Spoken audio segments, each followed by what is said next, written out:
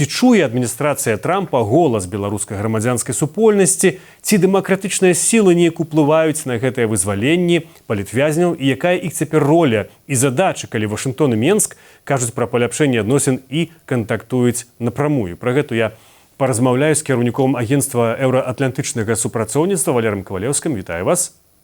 Добрый день. Спадар Валера, спачатку на пачатку скажыце, на вашу думку, чаму сталася магчымым увогуле вызваленне такой вялікай колькасці людзей, якую мы бачылі учора, 250 чалавек? Гэта відавочна, што гэта вынік актыўнай дыпламатыі той палітыкі, того падыхода, якія занялі Злучаныя Штаты датычна праблемы палітвязняў у Беларусі.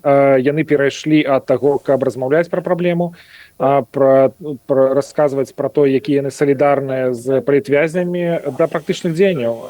І менавіта ў гэты момант пачаўся эфект ад такой працы. Гэта да пытання да таго, што яшчэ 2 гады таму казалася пра тое, што вызваленне палітвязняў немагчымае, Лукашенка нікога не будзе вызваляць. І гэтая размова працягвалася да таго моманту, пакуль Злучаныя Штаты не пачалі працаваць над гэтым.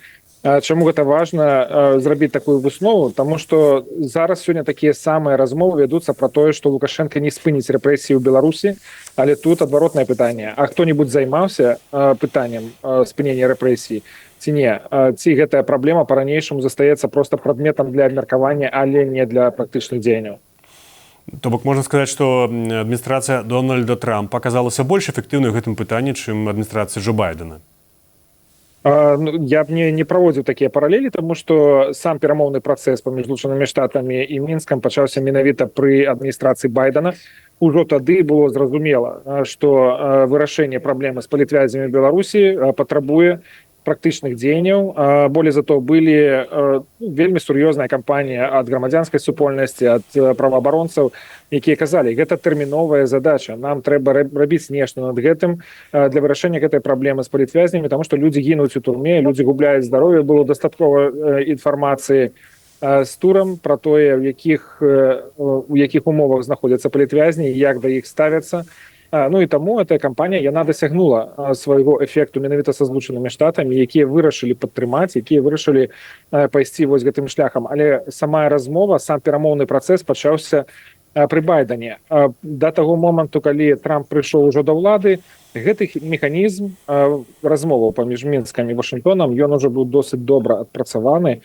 І калі толькі прыйшла адміністрацыя Трампа, то яны таксама прынялі такое прынцыповае рашэнне, што мы працягваем гэту працу, мы выходзім ужо ў практычнае поле. Ну і з цягам часу мы пабачылі новыя вызваленні і пабачылі пераход яго ўжо ў публічную прастору, калі бакі дасягнулі пэўнага ўзроўню ўзаемнага даверу, што яны могуць не толькі дамаўляцца, могуць разлічваць на тое, што гэтыя дамоўленасці будуць выконвацца.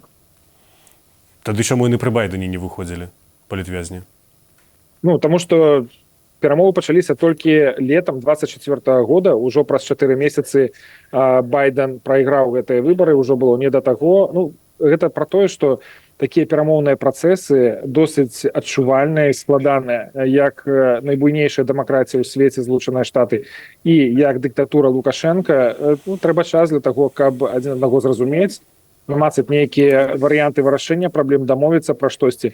Это просто займае час, але тым не менш зараз мы бачым, што гэты эфект ён становіцца ўсё больш і больш заўважным, ўсё больш і больш сур'ёзным. Ужо на сённяшні дзень больш за 800 чалавек вызваленыя з беларускіх турмаў. Гэта сур'ёзны вынік. Амаль 500 з іх гэта тыя людзі, якія вызваленыя менавіта наўпрост праз намаганні амерыканцаў. Вы кажаце пра намаганні амерыканцаў, пра супрацоўніцтва дыпламатаў, а ці ўдзельнічае ў гэтым працэсе і ці мае нейкі ўплыў на гэты працэс беларуская апазіцыя дэмакратычнай сілай? Уплыў, канешне, не. У тым сэнсе, што няма наўпроставага ўдзелу ў гэтай кансультацыях. Амерыканцы не прыходзяць да беларускіх дэмакратычных сіл ці грамадзянскай супольнасцю за нейкімі падказкамі, парадамі. Гэта тое, што можна рабіць ініцыятыўна. Тут Злучаныя Штаты застаюцца адкрытымі да размовы. То бок і наша кааліцыя за вызваленне палітвязняў у Беларусі таксама мае магчымасць сустракацца з удзельнікамі перамоўнага працэсу, інфармаваць іх пра сітуацыю ў Беларусі, даваць ім нейкія свае рэкамендацыі, парады, падказкі. Ну але якімі яны будуць карыстацца ў выніку у гэтым перамоўным працэсе, гэта конечно залежыць выключна ад іх. І вельмі правільна тое, што гэты працэс выбудоўваецца менавіта паміж дзяржавамі, бо ўсё ж таки тут іншая ступень адказнасці, і размаўляць трэба з тымі людзьмі і з тымі структурамі, якія могуць прымаць адпаведныя рашэнні.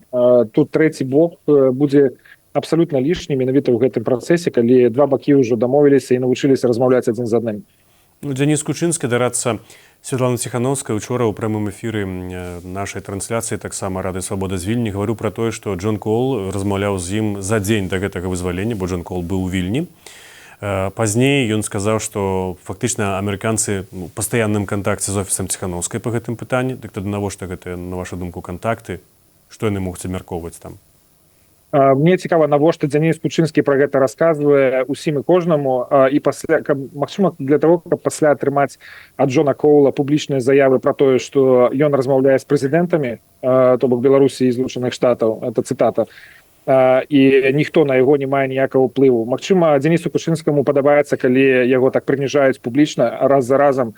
Але мы бачым, якая эвалюцыя была ў офіса і ў кабінета датычна амерыканскага трэка, што на пачатку яны катэгарычна былі супраць, яны былі ў роспачы, разгубленыя, што з гэтым рабіць, бо ўсё ж такі тая формула, якую выкарыстоўваюць амерыканцы ў вызваленні палітвязняў у Беларусі, яна наўпрост супярэчыць той стратэгіі, на якой настаивае да гэтага часу офіс і кабінет. Гэта ізаляцыя, гэта ціск, гэта непрызнанне. Адно і тое, што трэба размаўляць з беларускімі дыпламатамі на палітычным узроўні, гэта ўжо разбурэнне ізаляцыі. Тое, што трэба ехаць да Лукашэнкі, паціскаць яму руку і дамаўляцца пра вызваленне людзей, гэта ўжо абнуляе гэтую палітыку непрызнання. Тое, што трэба прыносіць за стол перамоваў нейкія рычагі канкрэтныя для того, каб дасягаць дамоўленасці, каб людзі выходзілі, то бок зняцце існых санкцый, неваенных санкцый. Гэта трэці элемент гэтай стратэгіі, які таксама разбураны цалкам. Але ўсе гэтыя элементы, яны абсалютна неабходныя для таго, каб дамагацца выніку, каб людзі выходзілі на свабоду. І калі я чую ад офіса на сённяшні дзень ужо такія бравурныя заявы пра тое, што гэта мы ўсё прыдумалі, гэта мы шукалі гэтых людзей, перамоўшчыкаў, каб яны дасягнулі выніку, каб вызвалялі людзей, і мы цалкам падтрымліваем гэтую палітыку, бо гэта ўсё фактычна была наша ідэя.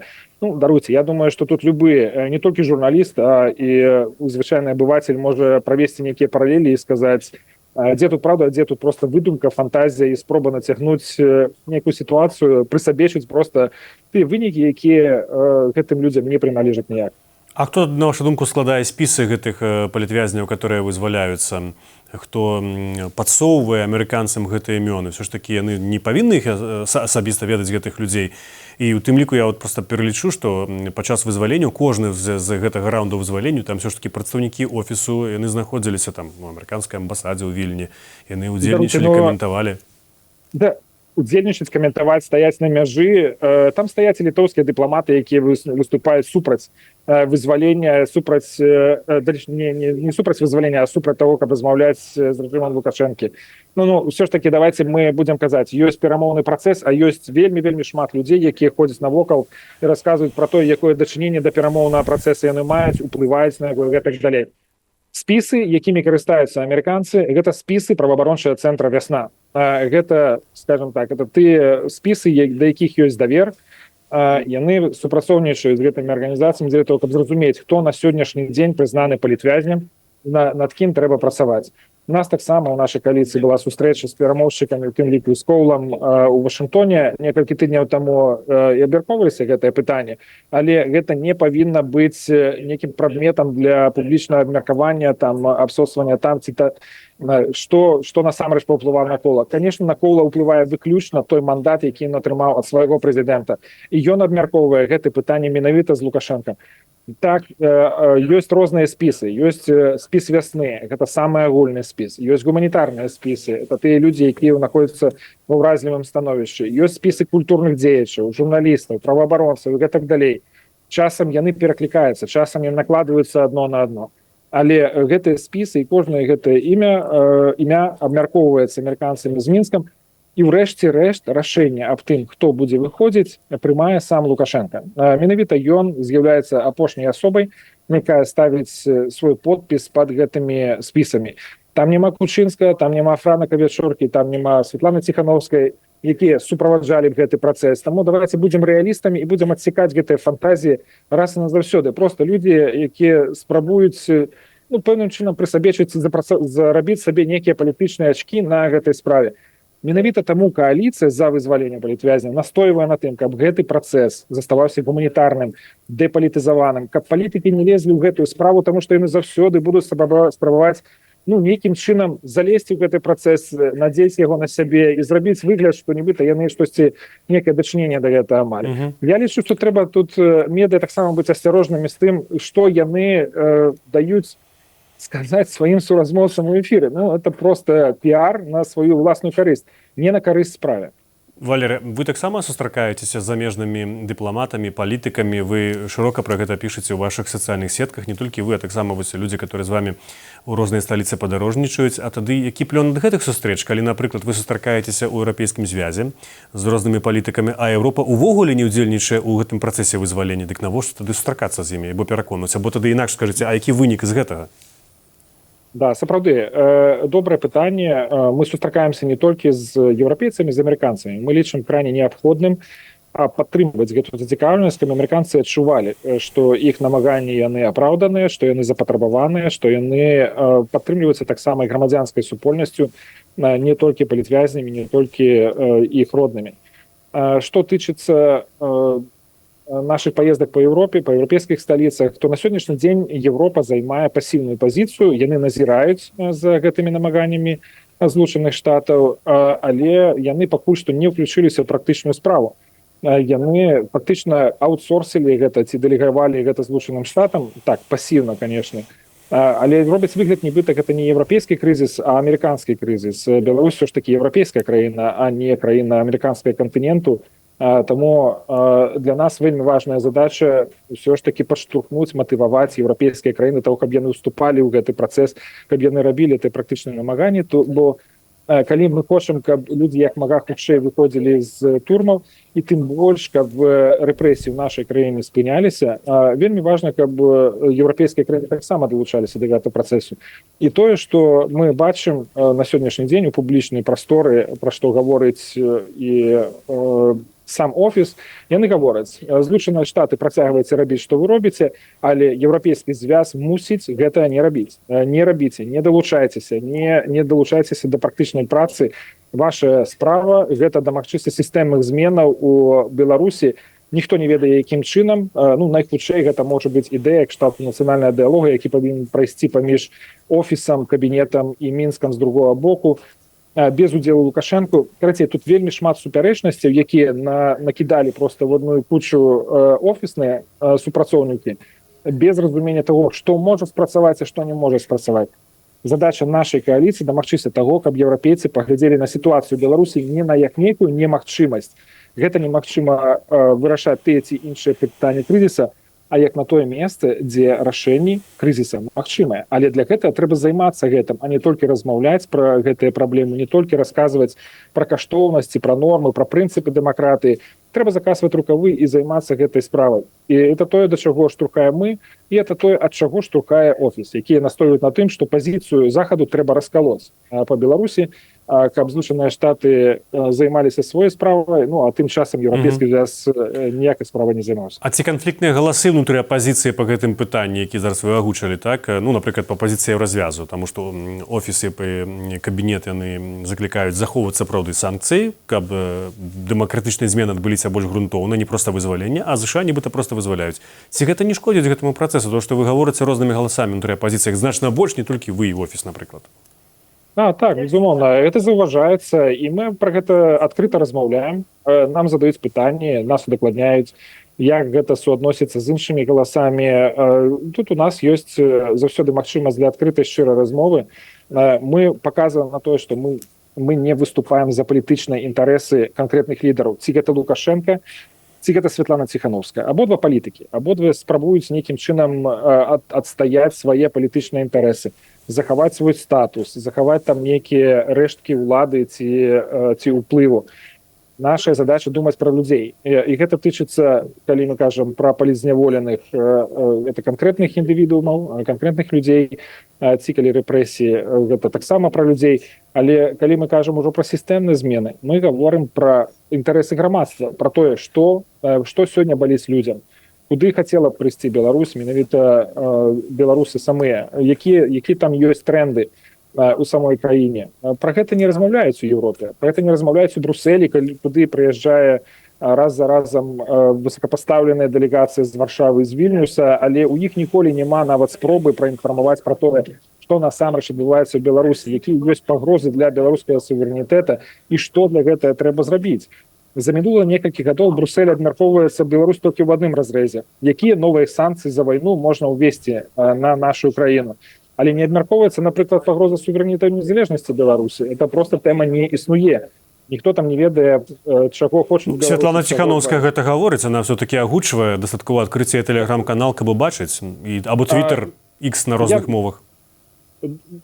Нет, я могу шчыра сказаць, прааналізуйце вельмі добра, што напісана ў тэлеграм-канале Святланы Ціхановскай, у твиттер-аккаунце, там нічого не гаворыцца пра то, якія рашэнні Брусэль можа прыняць дзеля таго, каб сапраўды ўплываць станоўча на сітуацыю Беларусі.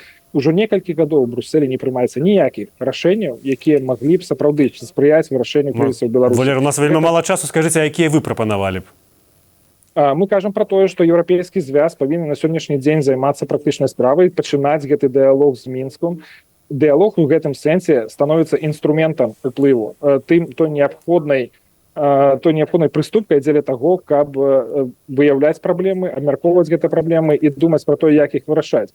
Тое самае тычыцца і санкцый. Мы не кажам пра тое, што трэба здымаць санкцыі з Беларусі. Мы кажам пра тое, што трэба выкарыстоўваць існыя санкцыі дзеля таго, каб дамагацца станоўчых рашэнняў рэжыма па вострых для нас праблемах. Тады чаму еўрапейскі звяз гэты дыялог не праводзіць, калі вы з аднаго боку кажаце, што і ў прынцыпе і офісы яны не слухаюць, што яны вядуць самастойную палітыку ў Брусэлі, тады чаму яны гэта не праводзяць? Я не кажу, што яны не слухаюць офіс. На вашу думку, все-таки это уплыў? Конечно, это ўплыў. Для іх вельмі зручная пазіцыя і прапанова офіса, бо ён прапануе нічога больш не рабіць. Захоўваць сітуацыю такую, якую ёсць. Замест таго, каб абмеркаваць і правесці складаную працу па ацэнцы сітуацыі, выпрацоўцы новай стратэгіі, яе перакаліброўцы, падстройванню да новага кантэкста і прыняцці новых нейкіх дзеянняў, офіс кажа, нічога не трэба рабіць. Пакідайце ўсё як ёсць, гэта працуе выдатна. Але мы бачым, што гэта ніяк не працуе, няма ніякага прагрэсу. Ёсць рэальны рэгрэс. У параўнанні ад 2020 года Беларусь вельмі шмат страціла і працягвае рухацца у неправільным кірунку. І толькі амерыканскія намаганні на сённяшні дзень паказваюць, што ёсць магчымасць вырашаць праблемныя пытанні, але зноў жа офіс утрымлівае Еўропу ад таго, каб рабіць штосьці больш рэальнае. А ці не будзе вынікам усяго гэтага, што дэмакратычныя сілы ў прынцыпе застануцца па-за гульнёй, калі ўжо зараз Вашынгтон з Менскам наўпрост размаўляе і прынцыпе ім пасярэднікі, і не патрэбныя ні вы, ні офісы Ціхановскай, ні іншыя? Пытанне не ў тым, каб захаваць дэмакратычны рух, нібыта гэта нейкая мэта і нейкая стратэгічная мэта захаваць дэмакратычны рух. Нашая мэта вырашыць крызіс у Беларусі. Дэмакратычны рух павінен скончыць сваё існаванне і вярнуцца ў Беларусь у бяспечную прастору і працаваць там, у межах Беларусі. Ніколі у 2020 годзе не было задачы заснаваць нейкі дэмакратычны рух па-за межамі краіны, каб ён назаўсёды там заставаўся па мадэлі БНР 2018 года.